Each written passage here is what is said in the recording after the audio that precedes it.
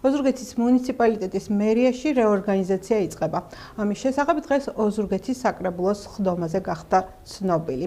მერიის ადმინისტრაციული სამსახურის უფროსმა გენო მორჩილაძემ დეპუტატებს მოხსენებით მიმართა, რომელიც ოზურგეთის მუნიციპალიტეტის მერიის თანამდებობის პირთა და სხვა მომსახურეთა თანამდებობრივი სარგოების ოდენობის განსაზღვრას და საშტატო ნუსხის დამტკიცებას და მერიის სხვადასხვა სტრუქტურული ერთეულის დებულების დამტკიცებას შეეხებოდა.